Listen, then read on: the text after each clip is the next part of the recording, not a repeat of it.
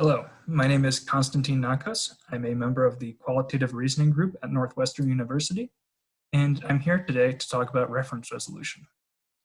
If you're not familiar with it, reference resolution is the process of identifying what entity a speaker is talking about. So for example, if I say the small truck, your job as a hearer is to determine which truck I mean. For the sake of simplicity, we're just going to be talking about physically present entities today. And we're not going to worry about other types of reference. So a popular theory of how reference resolution is handled uses the notion of common ground. Common ground is the idea that a speaker and a hearer have some knowledge in common, and they're both aware that they have that knowledge in common. So for example, when I say the small truck, what I really mean is the small truck out of all the trucks we're both aware of. So if you can see a truck that fits the description, but I can't, then that can't be the one that I'm talking about. The literature goes back and forth over whether common ground is taken into account from the very beginning, or whether it is factored in later. And in fact, there's psychological evidence that suggests people use a two-stage strategy for reference resolution. The first stage is an initial automatic judgment that exhibits egocentric bias. So you're just taking into account what you know and not what the speaker knows. And this is followed by a slower corrective process that takes into account common ground and corrects any erroneous judgments that result from just considering the hearer's point of view. So today I'm going to be talking about analogical reference resolution, which is a model that we presented at Advances in Cognitive Systems last year. This holds that reference resolution is a process of analogical retrieval. So given a description, the model retrieves the entity with the greatest structural similarity to that description. For example, when I say the small truck, you are retrieving among entities that you're aware of and picking the one that has the best structural similarity to the description, the small truck. This explains the way humans recover from imperfect descriptions. So if I get a word wrong, you can correct for it because there's still enough structural overlap for you to identify the correct entity. And in this work, we extend ARR to incorporate the two-stage strategy found in the experimental data. The first stage is just straight analogical retrieval over the entities that the hearer is aware of. The second stage is a corrective process that looks for common ground violations, performs re-representation if necessary, and kicks off another round of analogical retrieval to produce a final judgment. So to start with, I'll give a brief overview of analogical reference resolution, starting with structure mapping theory. This is a theory of analogy proposed by Dedry-Gentner, and it holds that analogical comparison is the process of mapping between structured descriptions of objects or situations. So what does that mean?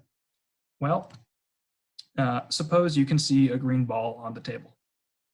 You have a structured representation, something like this, a green ball that's on a table. And if I say the words, the yellow ball on the table, you are going to attempt to match my words to the object represented in your head using these structured descriptions. And as you can see, there's a fair amount of overlap between these two. Ball corresponds to ball, table corresponds to table, and on corresponds to on. But it's not perfect. Green and yellow don't match because they are different attributes. And in fact, this gives rise to a candidate inference. Because there's no match for green, the model suggests that ball 3 may actually be green. So I may have meant to refer to a green ball and not a yellow ball. This is implemented computationally with the structure mapping engine. This operates over cases, which are sets of predicate calculus statements that we use to encode natural language semantics and visual stimuli. The output is a mapping, which consists of correspondences between these cases, a structural similarity score measuring the strength of the mapping, and candidate inferences like we saw on the last slide. MACFAC is a model of analogical retrieval built on top of SME. It takes a probe case and attempts to retrieve the case in a case library that has the highest structural similarity to it. It consists of two phases, MAC and FAC. MAC is a cheap, fast, and non-structural phase that uses cosine similarity between content vectors to filter out irrelevant cases from the case library. The top 3 cases, according to MAC, are then passed to FAC, which performs full analogical comparison and returns the case with the highest score. It's also possible for MACFAC to return cases with more than one case if the scores are close enough. This brings us to our full model of analogical reference resolution. The probe case here is the speaker's description of an entity encoded from natural language. The case library is the set of relevant entities known to the hearer, which here are encoded from visual stimuli. And the retrieved case gives us a predicted referent. Whatever case in the case library has the highest structural similarity to the description is going to be the entity that we mean. If there's no retrieved case that has a sufficiently high similarity score, we consider this a failure to refer. And if there are multiple retrieved cases, we consider this an ambiguity. Now, as it is, this model cannot account for the two-stage model of perspective taking. It can either take into account the entities that the hearer is aware of or the entities in common ground, but not both at once. Let's take a look at the experimental data to see how we need to revise this model. Here I'm going to be talking about an experimental setup from Kaisar et al. 2000. This has been replicated with slight variations in Kaisar et al. 2003 and Epley et al. 2004, and the results were replicated. What they do is they take a grid of boxes containing everyday objects, and they set it up between 2 people, a director and a participant.